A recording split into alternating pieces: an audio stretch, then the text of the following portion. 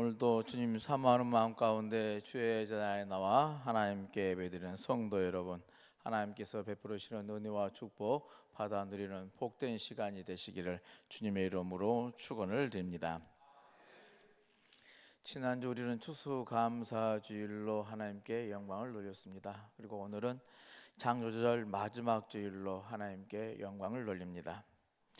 하나님께서 이 세상 만물을 창조하신 이후 이 지으신 세계 한 채 오차도 없이 하나님의 뜻에 순종하여서 정해진 법칙대로 이제 움직이고 있습니다. 이 우주 만물의 이 창조의 역사는 그렇게 시작되었고 지금도 운행되고 있다는 겁니다. 그러나 우리 인간에게는 하나님의 말씀이 주어져 있고 또 예수 그리스도께서 오셔서 직접 하나님의 나라에서는 이렇게 살아라 라고 가르침을 주셨는데도 불구하고 그 하나님의 법에 따라 살지 못하는 것이 우리의 삶이 아닌가 싶습니다. 오히려 하나님의 뜻에 반하여서 하나님의 진노를 부르고 있는 것이 우리들의 삶이지 않겠느냐는 겁니다. 창조절 마지막 주에 우리들에게 주어진 세 본문, 열왕기하, 로마서, 마가복음의 이 말씀들은 세 본문의 내용의 핵심은 심판에 관한 말씀들입니다. 하나님을 향한 참 신앙, 하나님을 믿고 신앙하는 그 신앙을요 가로막는 것들이 있다는 겁니다. 그 가로막는 것들은 허물어뜨려야 하는 것이죠. 우리들이 하나님을 나아갈 수 있도록 하는 이 길에 걸림돌이 된다면 당연히 제거해야만 합니다. 이 허무는 작업이 종교적으로는 회개라 할 수 있을 것이고요, 정치와 경제적으로는 혁명 또는 개혁이라 부를 수 있을 것입니다. 이 스스로 죄와 악을 허무는 작업을 하지 않고 또 죄와 악이 극에 달했을 때 하나님은 그냥 모른 척 있는 것이 아니라 하나님이 나선다는 겁니다. 하나님이 행동한다는 겁니다. 그 하나님의 이 행동이 뭐냐? 심판에 이른다는 겁니다. 오늘 본문에 좀 깊이 들어가면은요, 열왕기의 말씀이 이제 북이스라엘의 남유다와 북이스라엘로 나눠지는데 북이스라엘의 수도가 사마리아죠. 사마리아 성이 무너집니다. 북이스라엘의 그 위쪽에는 아시리아라는 커다란 제국이 있었습니다. 그리고 남쪽은 이집트가 이제 강대국이 있었는데요, 이스라엘이 이 아시리아에게 패망을 한 것이죠. 그래서 이스라엘의 왕의 호세아는 아시리아의 살메네셀이 침공해 왔을 때요 항복하고 이제 조공을 바치기로 했습니다. 그러던 중에 이 아시리아의 지배를 벗어나고 싶어서요 기회를 틈타서 이집트에게 도움을 청했다가요 그게 그냥 들통이 나와서 살메네셀에게 잡혀가서요 호세아 왕은 감옥에 갇히는 신세가 되고 맙니다. 강대국 틈, 이제 커다란 아시리아와 이집트 그 사이에서 어떻게 살아볼까 줄타기를 하다가 오히려 당한 것이죠. 이것을 기회로 삼아서요 아시리아가 다시 쳐들어와서 사마리아를 3년 동안이나 포위 공격합니다. 오늘 본문의 배경이 이런 것이죠. 그리고 마침내 사마리아를 함락시켜 버렸습니다. 아시리아는 이스라엘 사람들을 포로로 잡아다가요 자기네 땅 하볼과 메대의 성읍으로 강제 이주를 시킵니다. 그리고 아시리아 사람들을 사마리아로 이주해서 살게 하죠. 이스라엘 백성들은 포로로 흩어지고 사마리아는 이방인들의 땅이 되고만 그런 형국이 되어졌습니다. 이른바 암흑의 포로 시대가 시작되었다 하겠습니다. 도대체 왜 이런 비극이 이스라엘에게 생긴 것인가 하는 것입니다. 우리들이 아는 것처럼 하나님의 백성이라 한다면 하나님께서 지켜주시고 돌보아 주셔야 할 건데, 하나님의 돌보심으로 평안해야 할 건데, 오히려 축복을 받아 누려야 할 건데 어째서 하나님의 백성이 이토록 고통과 수치를 당하게 되었느냐 하는 겁니다. 그 까닭은 이스라엘 백성들이 하나님을 거역하였기 때문이라는 것이 성세의 증언입니다. 오늘 열왕기를 쓴 저자는요 이스라엘의 패망 원인을요 하나님을 거역했기 때문이라고 본 것이죠. 오늘 본문 열왕기하 17장 7절로 8절 말씀 한번 같이 읽어보실까요? 이 일은 이스라엘 자손이 자기를 애굽 땅에서 인도하여 내사 애굽의 왕 바로의 손에서 벗어나게 하신 그 하나님 여호와께 죄를 범하고 또 다른 신들을 경외하며 여호와께서 이스라엘 자손 앞에서 쫓아내신 이방 사람의 규례와 이스라엘의 여러 왕이 세운 율례를 행하였음이라. 아멘. 무슨 말입니까? 하나님을 거역하고 죄를 짓고 다른 신들을 섬겼기 때문이다라는 이유입니다. 이스라엘을 구원하신 이는 창조주 하나님이시고 이에 여호와 하나님이십니다. 이 구원의 하나님이 되는 반역, 이스라엘을 해방시켰던 이 해방의 하나님에 대한 배반이요, 이스라엘의 패망의 결정적인 이유라는 겁니다. 이스라엘의 패망이 그러게 경제적인 이유가 아니라요, 그 위기에서 온 것이 아니라요, 또 이스라엘의 패망의 원인이 군사력이 없어서 힘이 없어서 패망한 것이 아니라 외교의 실패도 아니고 이거 아니라는 겁니다. 이스라엘의 왕들은 난국을 타개하기 위해서요, 활로를 찾기 위해서 정치적으로도 외교적으로도요, 군사적으로 많은 시도를 해왔습니다. 그러나 이 모든 시도들은 하나님에 대한 거역을 더해갈 뿐이었다는 것이죠. 하나님에 대한 반역, 이건 종적인 문제 아닌가요? 하고 질문할 수 있습니다. 그러나 꼭 그렇지만은 않더라는 겁니다. 사실 이스라엘은 종교적으로 메마르고 고갈되어 있던 것은 아니었습니다. 그들의 종교심은 더욱 뜨거웠습니다. 오히려 이스라엘의 종교는요, 그 어느 때보다도 고조되어 있던 것이요, 이 당시 이스라엘이 이제 북이스라엘이 멸망한 그 시기가 더욱 뜨거웠던 시기라 표현할 수 있습니다. 그도 그럴 것이 이스라엘의 모든 성읍마다요 산당이 세워졌고요, 산당마다 제사가 끊이지 않았습니다. 높은 언덕과 산당마다 돌기둥과 목상이 서고요, 기도와 소원이 이루어졌습니다. 소와 양을 번제물로 드린 것도 부족해서요, 심지어 자기 아들 딸을 제물로 불살라 바치는 일도 있었습니다. 세상에 얼마나 종교심이 깊어야 자기 자식까지 바칠 수 있단 말입니까? 북이스라엘의 종교심이 그랬습니다. 근데 그들이 바라고 하는 그 종교의 대상이 누굽니까? 우상을 섬기는 일이라는 겁니다. 하나님을 섬기지 않고요, 우상을 섬기는 데 더 열정을 보였더란 겁니다. 오늘 이단 종교들이 휩쓰는 세상과 똑같습니다. 그러나 언제나 중요한 것은 얼마나 종교가 부흥했는가, 교회가 많아졌는가, 이런 게 관점이 아닌 것이죠. 사람들의 신앙심이 얼마나 극렬한가가 중요한 게 아니라는 이야기입니다. 우리들이 역사적으로 살펴볼 때도 중세시대에 온통 기독교 국가로 가득 채워졌습니다. 로마가 기독교를 국교화시킨 이후에요, 수많은 나라들이 이 기독교를 자신들의 종교화했습니다.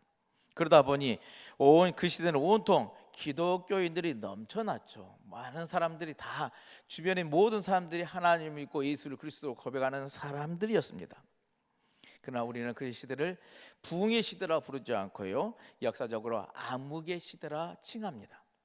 왜요? 역사적으로 언제나 흉악한 정치적인 음모는요, 종교적 열광과 짝짓기를 좋아하지 않았습니까? 헤롯의 음모와 바리새파의 열정이요, 하룻밤 사이에 친구가 되어서 예수를 십자가에 못 박아 버렸습니다. 이렇게 권력 있는 사람들이 그의 하나님 향한 믿음보다는 세상의 욕구로 가득 차여졌을 때 이제 암흑의 시도로 빠지고 마는 것이죠.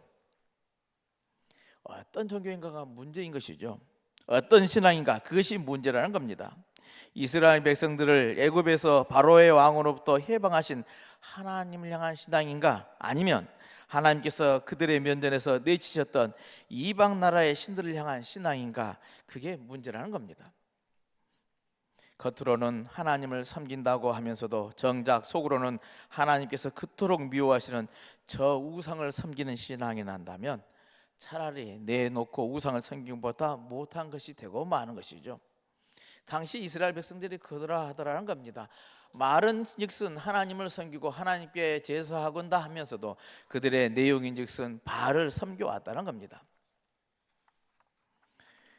그런데 우상이란 게 무엇입니까? 성서는 허탄한 것을 하나님처럼 여기고 섬기는 것이다 라고 정의를 합니다. 송아지 모형의 우상을 만들고 아세라상을 만들고 하늘의 별에게 절하면서요, 바알을 섬기는 그 행위를 하더란 겁니다. 입으로는 하나님을 말하면서도 마음으로는 바알을 따르는 짓들이더란 겁니다. 아무것도 아닌 것들, 불에 타버리고 흔적도 남지 않은 것들, 그 헛개비들 앞에서요, 복술도 하고 주문도 애우더란 겁니다. 하나님이 아닌 것을 하나님으로 섬기는 행위를 해왔던 것이죠. 그런데 그에 못지않은 더 끔찍한 우상이 있습니다.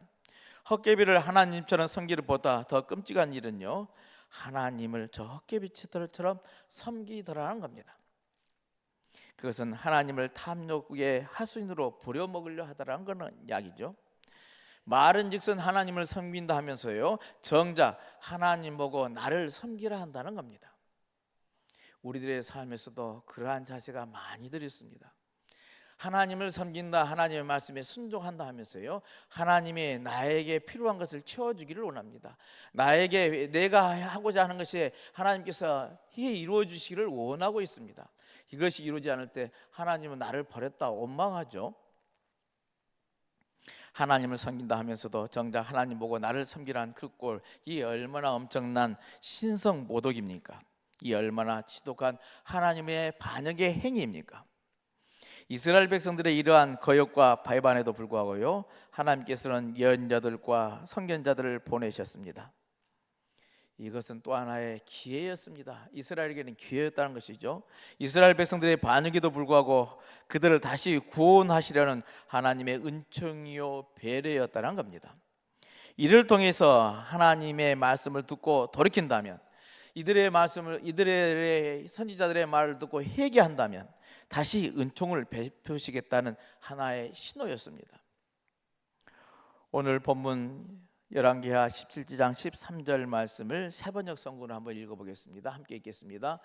그런데도 주님께서는 이스라엘과 유대의 여러 예언자의 선견자들을 보내시어 충고하셨다.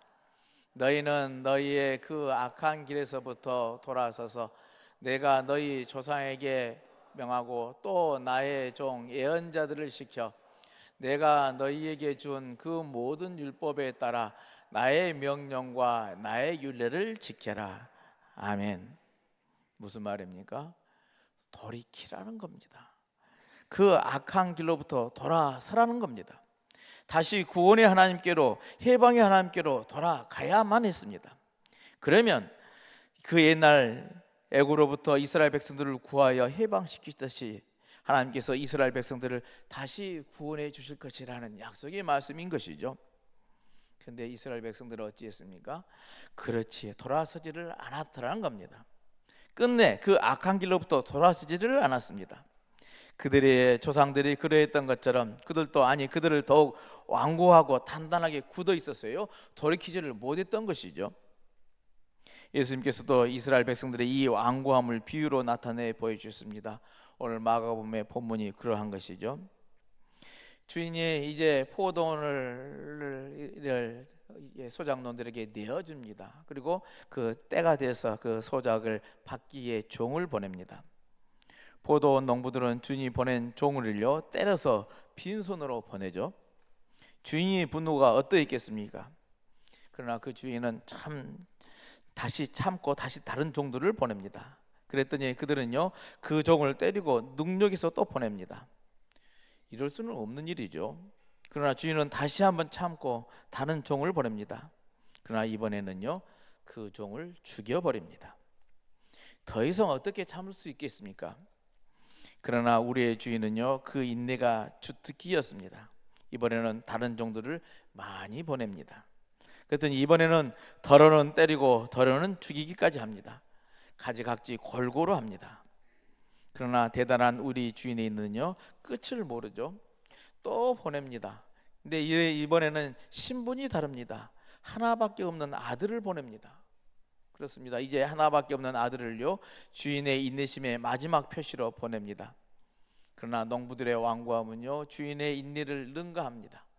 농부는 그 아들까지 죽여서요 이제 그 아들을 상속자를 죽이면 우리 이 포도는 우리 것이 되지 않겠느냐 싶어서요 이제 죽여버리고 내던집니다. 완고함, 그것이 그들에게 주어지는 마지막 기회를요 거부하게 했던 것이죠. 그 무도한 농부들처럼 앞으로만 내달리는 이 화살처럼요 이스라엘 백성들은 돌아설 줄을 모르더라는 겁니다. 그렇게 하나님께서는 예언자와 선지자를 보내면서 돌아서기를 강구하였는데요 그렇지를 못합니다. 그래서 그들에게 주어진 마지막 기회, 회개의 기회마저 스스로 버리고 말았습니다. 이제 무엇이 남았습니까? 오직 심판만이 남아있더라는 겁니다. 사람을 돌이키게 하시려고, 역사를 돌이키게 하시려고 베푸신 하나님의 사랑을 깨닫기는커녕 오히려 그 크신 자비와 관용과 인내를 없인 여기는 자들을, 그들을 위해서 이제 누가 심판할 것인가? 하나님이 심판하시더란 이야기입니다. 이스라엘은 역사적으로 이렇게 돌이키지를 못했습니다. 그래서 구원의 기회를 스스로 저버리고 말았습니다. 그들에게 기회를 주면 줄수록 그것은 그들의 악행을 더해갈 뿐이었던 것이죠. 이제 어떻게 해야 할까요? 여러분이라면 어떻게 하시겠습니까? 하나님께서는 이스라엘 백성들에게 크게 진노하십니다.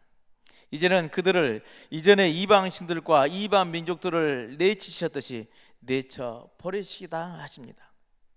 하나님께서는 그들을 징계하셔서 침략자들의 손에 맡기신 것이죠. 침략자들은 밀물처럼 쓸고 들어와서 그들의 땅을 차지하고 그들은 이방 땅에서 포로로 떠돌며 종살하게 만들고 맙니다. 이로써 끝이 나는 건가요? 이제 마지막 기회까지 스스로 짓밟고 멸망당한 이스라엘은 이렇게 허망하게 사라지고 마는 것인가요?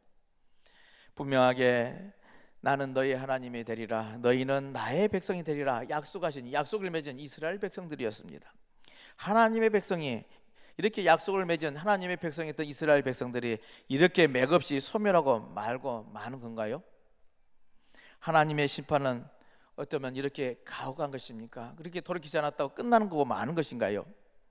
하나님의 구원의 역사는 이렇게 막을 내려도 괜찮은 것인가요? 그러나 바로 여기 모든 것을 잃고 끝장나버리는 이스라엘의 패망 이야기에는요, 판도라의 상자처럼요 희망이 숨어 있더라는 겁니다. 포기할 수 없는 믿음이 거기에 숨어 있었습니다.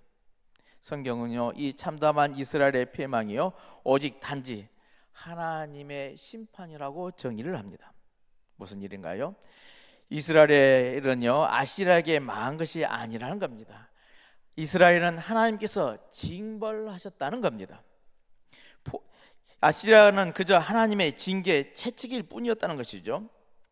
심판조차도 하나님의 뜻 안에 있다는 말씀입니다. 멸망조차도 하나님의 역사 안에 있다는 겁니다. 하나님이 이 역사를 만드시고 창조하시고 그 하나님 뜻대로 운행해 가시는데, 그게 인간의 하나님의 원하신 대로 살지 않을 때 때로는 징계도 하고 고난도 주고 역경을 주면서요 그 역사를 일궈 가시니까 창조주 하나님이시라는 이야기입니다. 하나님께서 이스라엘을 심판하신 것은 하나님께서 여전히 이스라엘을 포기하지 않으셨다는 또 다른 증거이기도 합니다. 인간이 아무리 완고하다 할지라도요 하나님의 결의에 비하겠습니까? 하나님께서는 이 구원의 역사를 창조하시고 운행해 가시는데요 변함없이 운행해 가시더라는 이야기입니다. 심판과 징계의 나무인 십자가를요 구원의 표징으로 바꾸신 이가 우리들이 믿는 예수님이 아니십니까? 그 주님에게 누가 대적을 할 수 있겠습니까? 그러므로 이스라엘 멸망은요 역사의 끝이 아니더라는 겁니다. 예수 그리스도를 통한 구원의 역사는요 이스라엘을 넘어서 온 세계로 퍼져갑니다. 이 인류의 뿐만 아니라 생명세계까지 퍼져갔어요. 이 세상을 구원하시기를 원하신 이가 하나님이시라는 이야기입니다. 하나님은 이렇게 징계를 통해서도 당신의 구원의 역사를 펼쳐가십니다. 그러기에 또 다른 역사의 시작인 것이죠. 신앙은 우리가 하루 산 것처럼 해가 떠서 시작하고 해가 지면 끝나는 것이 아니라는 이야기입니다. 내일에 또 다른 태양은 떠오르고요 또 다른 하나님의 역사는 일고 가시는 것이죠. 인간은 이 사건이 끝이라 생각하지만 하나님은 새로운 시작을 열어 가신다는 말씀입니다. 우리 하나님은 이렇게 징계를 통해서 심판을 통해서도요 변함없이 구원의 역사를 일고 가신 하나님이심을 믿으시기를 바랍니다. 그러기에 여러분, 내 삶에서 고난과 역경이 왔을 때 여러분은 어떻게 대응하십니까? 왜 하나님께서 나에게 이런 시련을 주십니까 하고 원망하시고 계십니까? 여러분 그러지 마시길 바랍니다. 고난과 역경으로부터요 오히려 도망치지 마시기 바랍니다. 또한 너무 절망하지도 마시기 바랍니다. 고난과 역경에 돌아설 줄 모르는 우리에게 주시는 하나님의 또 다른 계임을 깨달아 아시길 바랍니다. 아파할 줄도 모르고 통에 눈물도 말라버린 우리에게 주시는 아픔이요 눈물이라는 겁니다. 고난과 역경 앞에서 여러분 차라리 더욱 아파하시기를 바랍니다. 메마른 눈물샘을 터뜨리고 더욱 아플수록 흐르는 눈물을 뜨거우면 뜨거울수록 우리가 아직 살아있다는 증거이기에요, 더욱 울부짖고 또 간구하시기를 바랍니다. 부르짖으시길 바랍니다. 옷만 찢지 말고 우리의 마음을 찢으면서 부르짖으시기 바랍니다. 이 혹독한 고난과 역경을 통해서 우리를, 그리고 세상을 새롭게 하신 하나님을 바라보고 그 하나님을 희망하시기를 바랍니다. 그리고 기다리시기 바랍니다. 신앙이란 다른 것이 아니라요, 하나님을 바라보고 그 구원을 희망하는 것이 신앙 아니겠습니까? 나 자신을 돌아보시기를 바랍니다. 행여 하나님의 진노를 불러일으킬 그런 잘못을 범하고 있지 않은지 살피자는 겁니다. 그리고 나도 모르게 우상 숭배의 길로, 불순종의 길로, 무지로 인해서 하나님을 저버리는 어리석음을 범하지 않도록 힘쓰고 애써야 할 줄로 믿습니다. 그리고 잘못된 길에 서 있다면 즉시 회개의 길로 나아가시기 바랍니다. 왜냐하면 그 길만이 우리의 살 길이기 때문에 그렇습니다. 세상을 새롭게 하시는 이 하나님만을 바라보고 희망하는 여러분들이 되시길 바랍니다. 하나님은 그 믿음에 있는 우리들에게 칭찬과 용기로 더하여 주시며 세상을 이겨내게 해 주실 줄로 믿습니다. 그런 은혜가 저와 여러분 모두에게 함께 임하시기를 다시 한번 주님의 이름으로 축원을 드립니다.